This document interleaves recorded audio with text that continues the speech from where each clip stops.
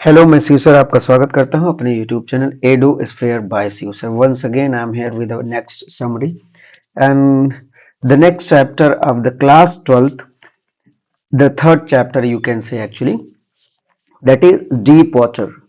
उस चैप्टर का नाम है डीप वाटर। और आप एक हम एक I am presenting a visual story by some pictures and like एक विजुअल स्टोरी मैं आपको देने की कोशिश करूंगा और आई होप आपको बहुत अच्छा समझ में आएगा। और इसमें इसका जॉनरा क्या है, सारी चीजें मैं इस पे डिस्कस करने वाला हूँ, धीरे धीरे करूंगा एंड आई होप कि you will be enjoying yourself, बहुत मजा आएगा आपको। चलिए स्टार्ट करते हैं फिर से। बहुत बहुत स्वागत है और इसी तरीके से you love and affection all keep maintain. चलिए, तो सबसे पहले अगर हम बात करें, जो इस चैप्टर के जो ऑथर हैं, ऑथर का नाम है विलियम डगलस। ऑथर कौन है डियर? ऑथर हैं विलियम डगलस। और विलियम डगलस के बारे में आज हम जो, इनका नाम क्या है? William Douglas. आई बात समझ में? तो सबसे पहले आपने क्या देखा कि इनका जो जो ऑथर हैं वो है विलियम डगलस।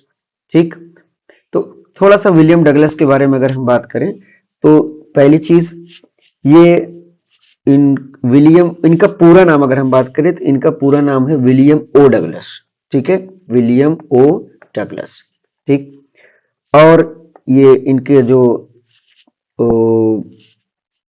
डेट है वो है आपका 1898 एंड 1980, मतलब ये बर्थ ईयर है, ये डेथ ईयर है। ये एक अमेरिकन है।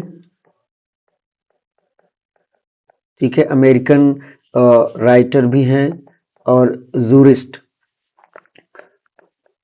जूरिस्ट का मतलब होता है किसी जज के काउंसिल में रहते हैं। हमें associate justice of US supreme court के ये जस्टिस रहे हैं। ठीक, तो इन्होंने एक ऐसे लिखा है डीप वाटर, जिसका नाम है उसी चीज को है। ठीक, अब अगर हम इसके जॉनरा की बात कर लें, अगर हम जॉनरास की बात कर लें तो ये हो जाएगा, पहली चीज ये एक ऐसे है कि ये ऑटोबायोग्राफिकल है। ठीक है, auto, sorry spelling is wrong, so once again auto biographical. ठीक, और आप कह सकते हो कि पर्सनल मेमोर। ठीक, ये रहा है। अब ये, और ये जो इनका बेस्ड है, आप कह सकते हैं कि सेल्फ रियल लाइफ एक्सपीरियंस है। इनके साथ ये घटना हुई थी। ठीक है, और इंस्पिरेशनल है और साइकोलॉजिकल नरेटिव भी है। ठीक है, अब चाइल्डहुड फियर की अगर हम बात करें कि वेरी अर्ली फियर्स की बात कर लें, या चाइल्डहुड एंड वाटर अवर्जन का मतलब होता है हेट, या आप किसी से हेट करने लगते हैं। मैंने अब पढ़ाया भी है, अवर्स, अवर्स का मतलब होता है हेट करना या अलग करना। तो देखिए, चाइल्डहुड फियर की अगर हम बात कर लें तो एक बार क्या होता है कि इनकी एज 3 या 4 साल की थी, अबाउट 3 years ओल्ड। ये 3 या 4 साल के थे, एग्जैक्टली मेंशन नहीं है। तो 3 या 4 साल के थे, अपने पिताजी के साथ गए थे कैलिफोर्निया बीच पे। कहाँ पर गए थे? कैलिफोर्निया बीच पे गए थे। और वहां पर अपने पिताजी के साथ गए थे सर्फिंग करने के लिए। वहां पर क्या होता है कि एक बड़ा सा लहर आता है और उसमें आपको मिलेंगे, लहर की वजह से ये सर्फिंग कर रहे थे, ये डूब जाते हैं। और अब उसमें एक सेंटेंस भी आपको मिलेगा कि ही वॉज बेरीड इन या under water, not in, actually we can say under water.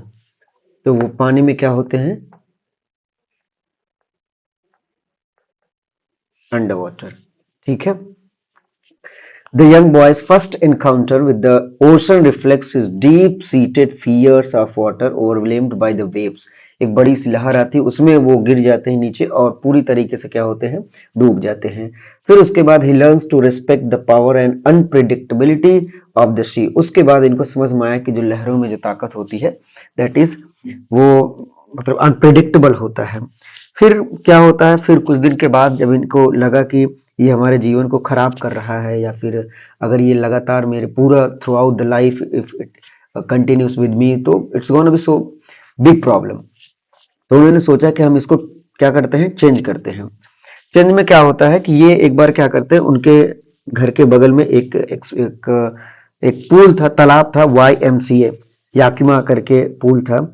तो उसके बाद वो जब 11 साल के हुए, 10 और 11 ईयर, जब ये 10 या 11 साल के होते हैं, तो डगलस ने डिसाइड किया, हम ऐसे भी लिख सकते हैं कि डगलस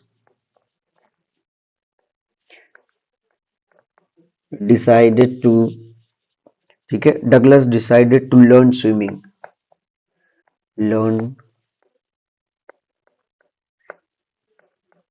स्विमिंग। तो डगलस ने डिसाइड किया कि अब वहां पर एक पूल था जिसका नाम था YMCA, और जगह का नाम था याकिमा, ठीक है, कैल। तो ये याकिमा में रहते थे, और वहां पर एक ये था, और उनको लगता था कि ये सेफ जगह है, मतलब ये जो तालाब है सेफ है, इट इज सेफ, क्योंकि वहां लोग अक्सर जाया करते थे। और सुनिए, ये जो YMCA जो पूल है, जो YMCA पूल है, ये पहले मतलब स्टार्टिंग के जो स्लोप था वो आपका था 3 फीट डीप था, लेकिन जैसे जैसे आप बीच में जाते तो वो हो गया था 9 फीट। क्या हो गया था, 9 फीट की गहराई हो जाती है। फिर ये होता क्या है कि वो वहां पर अकेले जाते हैं, लेकिन उनको डर लगता है। तो फिर एक बड़ा सा लड़का आता है, a big boy came and playfully threw him to into the deep end, और उनको क्या करता है, उठाता है, और उठा करके क्या करता है, तालाब में बीच में फेंक देता है। But there was no one else actually, ये जो समनहार है यहाँ पर वहां पर नहीं थे, वो अकेला बैठा था, क्योंकि उनको लगा कि कोई और आ जाए तो। और तब तक एक ब्रूज ब्लॉन्ड लड़का, ऐसा उसमें आपको मिलेगा, ब्रूस ब्लॉन्ड एक लड़का आता है, जो the incident facing my fears, तो वो जो घटना होती है जो बहुत भयानक होता है, उसको कैसे वो देखिए, a moment of unexpected terror. एक बार क्या हुआ कि वो जो लड़का आता है, Douglas confronts his overwhelming fear of drowning when a bully throws him into the deep end and leading to a harrowing struggle for survival and self discovery। लड़का आता है और उनको उठाता है, उठा करके फेंक देता है, उसको वो मजाक में फेंकता है। उसके बाद लेकिन ही सैंक, मतलब Douglas get started sinking into the deep water, वो उसमें डूबने लगते हैं, और डूबने के साथ साथ फिर उनको समझ में आता है कि यार हम क्या करें, कैसे करें, कुछ समझ में नहीं आता है। फिर उसके बाद उनको सरफेस पे आना है, तो वो प्लान बनाते हैं। प्लान ये बनाते हैं कि जैसे अगर मैं धीरे धीरे डूब रहा हूँ, अगर पानी में जैसे मैं अगर डूब रहा हूँ, तो हमने क्या करना है कि जैसे मेरा पैर जमीन के बॉटम पे ऐसे टच करेगा, टो पे टच करेगा, हमने क्या करना है, बहुत तेज से जंप करना है और ऊपर आ जाना है। ऊपर आएंगे तो हाथ पैर मार करके हम क्या करेंगे, सीख लेंगे। ये चीजें स्टार्ट होती हैं। तो वो लेकिन ही वॉज फाइनली रिस्क, फिर वो डूबना स्टार्ट करते हैं। एक बार गए बॉटम पे टच करें, फिर ऊपर, फिर दूसरी बार जाते हैं, फिर तीसरी बार जब वो जाते हैं, तो इनके अंदर इतनी क्षमता नहीं बची रहती है कि वो क्या करें, जा करके उस वापस आ सके। तो वो अब छोड़ देते हैं कि मुझे लगता है कि अब उसकी डेथ हो जाएगी, ऐसे करके वो छोड़ देते हैं। उसके उसके बाद क्या होता है, स्ट्रगलिंग फॉर सर्वाइवल। तो वो अब जब डूब रहे हैं तो क्या क्या करते हैं, देखिए डेस्परेशन, वो परेशानी के होते हैं। As Douglas plunges beneath the surface, panic sets in and his mind races, feeling and the weight of the water pressing down and amplifying his fear and despair। अब जैसे जैसे वो पानी के नीचे जा रहे हैं, तैसे तैसे उनका जो डेस्परेशन है, जो उनका पानी का जो डर है, वो बढ़ता जा रहा है। अब उन्होंने क्या सोचा कि frantically he kicks and thrashes trying to break free and each movement under water feels like an eternity and he struggles to remember what it means to float। अब उन्होंने क्या किया कि उन्होंने प्लान बनाया, मतलब ये जो विलियम डगलस है वो प्लान बनाता है कि जैसे मेरा पैर नीचे जाएगा ऐसे मुझे पूरी तरीके से जंप करना है और ऊपर आ जाना, ऊपर आने के बाद मुझे हाथ पैर चला करके I have to float on the surface, ऐसा होता है। द टर्निंग पॉइंट ये थी कि just as a hope seems lost, a flicker of determination and ignites within him, he realizes the importance of staying calm and focuses on the reaching the surface in inch by inch। फिर उन्हें लगा कि अगर मैं जबरदस्ती कर रहा हूँ, एक दो बार वो डूबते हैं लेकिन फिर तीसरी बार ही सेट्स फ्री हिमसेल्फ कि चलो ठीक है जो भी होगा हम देख लेंगे। उसके बाद क्या होता है फिर रोप होप, रोप का तो इसमें कोई सीन नहीं है, रोप का इसमें सीन है, रोप का यही सीन है कि जब वो फिर बीच में जब वो उनको लगता है कि वो उसमें डूब जाते हैं, फिर कोई निकाल करके किनारे पर लाता है, जब उनकी होश आती है तो किनारे पर लेटे रहते हैं, फिर घर पे आते हैं बहुत परेशान। तो फिर again he decided to hire instructor, एक इंस्ट्रक्टर को डिसाइड करते हैं कि फिर उसमें वो करते हैं जा करके। अब इनको क्या लगता था कि जैसे मैं पैर करूंगा नीचे वो करूंगा और मैं ऊपर आऊंगा, ऊपर कोई रोप रहेगा, कोई फ्लैट हो जाऊंगा तो मुझे मैं बच जाऊंगा, लेकिन ऐसा होता नहीं। जब वो बाहर आते हैं हाथ पैर चलाते हैं तो उनको सिर्फ पानी के अलावा कुछ दिखाई नहीं देता है, तो उनको लगता है कि रोप तो मिल जाएगा, लेकिन ऐसा नहीं था। फिर क्या होता है कि इनके जीवन में फिर वो एक कम से कम 6 मंथ्स 6 महीने के लिए एक इंस्ट्रक्टर को हायर करते हैं, वो इनको सिखाता है।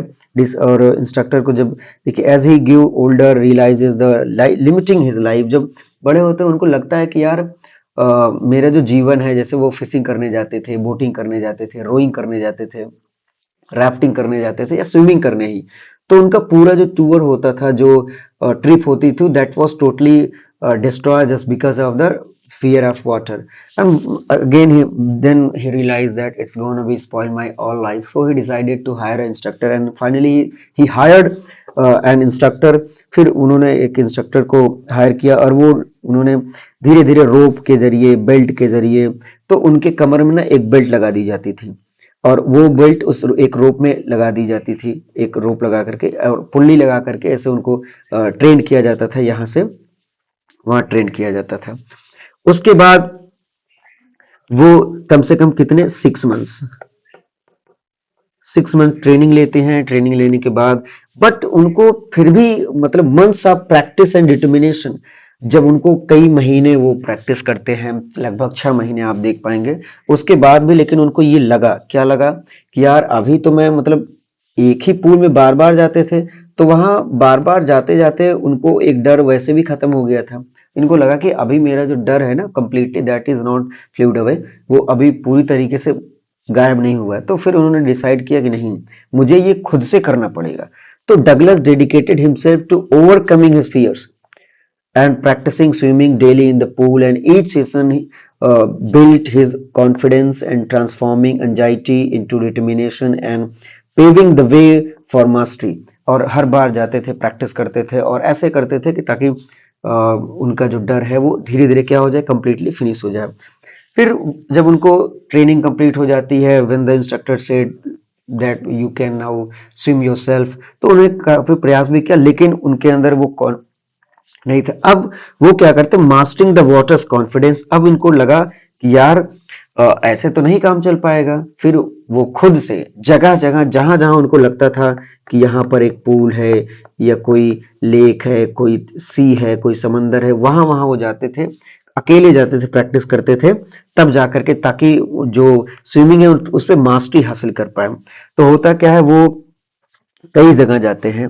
जैसे एग्जाम्पल पे अगर ले लूं तो आफ्टर मंथ्स ऑफ प्रैक्टिस, कई महीने जब प्रैक्टिस कर लेते हैं, Douglas was now able to swim independently.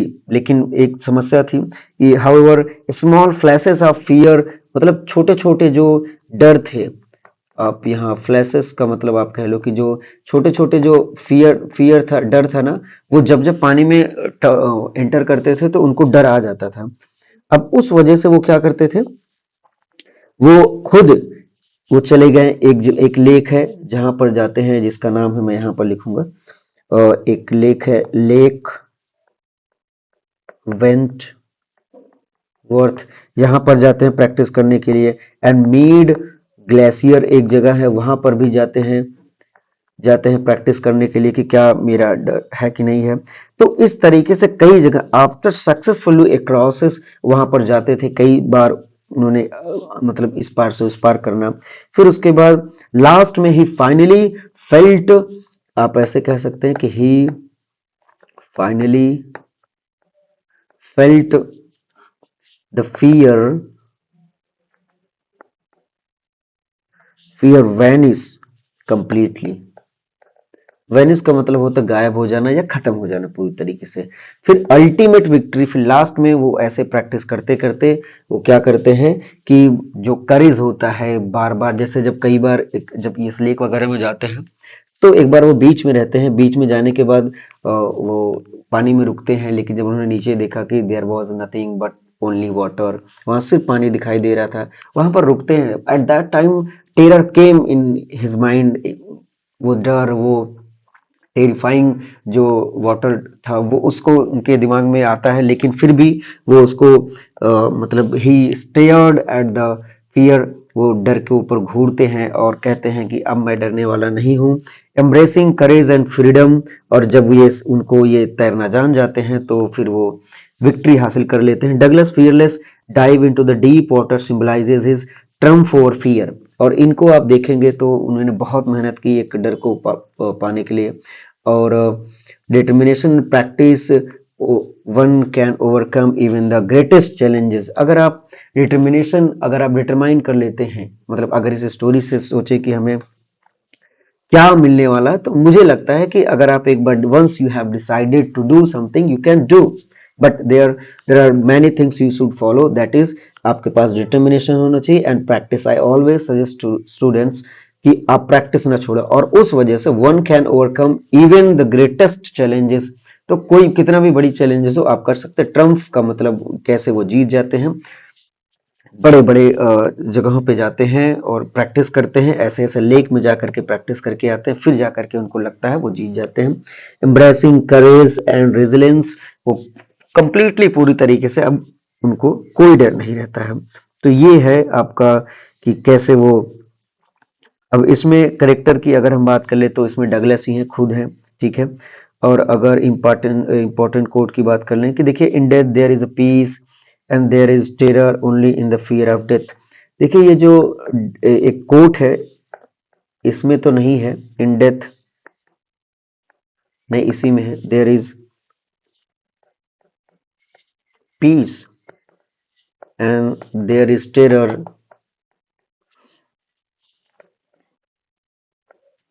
Only in fear. ये एक अमेरिका के राष्ट्रपति हैं, ब्रुकलिन करके हैं वो, मुझे कंफर्म नहीं याद है, बट उन्हें एक अमेरिका के राष्ट्रपति ने ये बोला था कि इसमें तो सिर्फ डर होता है, जो हम डर से डरते रहते हैं, बाकी तो and all we have to fear is fear itself. इसी में है, all we have to fear is fear itself, ठीक है। तो ये कोट बोला गया था उनके द्वारा, प्रेसिडेंट हैं अमेरिका के, उन्होंने भी बोला था, और वही चीज इसमें है। और ये डीप वाटर में ये आपको मिल जाएगा। और फ्रैंकलिन डी रूजवेल्ट है, ब्रुकलिन तो पहले के थे। ये जो कोट बोला गया है ये बोला गया है किसके द्वारा, रूजवेल्ट के द्वारा, अभी याद आया, रूजवेल्ट अमेरिका के राष्ट्रपति रह चुके हैं, तो उन्होंने ये बोला था। और बहुत अच्छा कोट है कि in death there is peace and there is terror only in fear, कि मतलब मृत्यु में तो शांति है, सुकून है, डर तो हम सिर्फ डरते, हमारा जो भय होता है वो सिर्फ मरने के डर से डर होता है। All we have to fear is fear itself, हम जो डरते हैं वो डर के मारे डरते हैं। आई होप आपको समझ में आया होगा, and thank you for watching. और अगर वीडियो आपको समझ में आए और आप मुझे फॉलो कर सकते हैं इंस्टा पे eduspair5200, ठीक है। मिलते हैं नेक्स्ट वीडियो में, और जो भी आपको लगे कि सर ये थोड़ा सा और एक्सप्लेन करना था तो I will be definitely doing that for next time, मैं जरूर वो करूंगा। तो आई होप कि आपको समझ में आया होगा, ठीक। चलिए मिलते हैं नेक्स्ट वीडियो में, थैंक यू।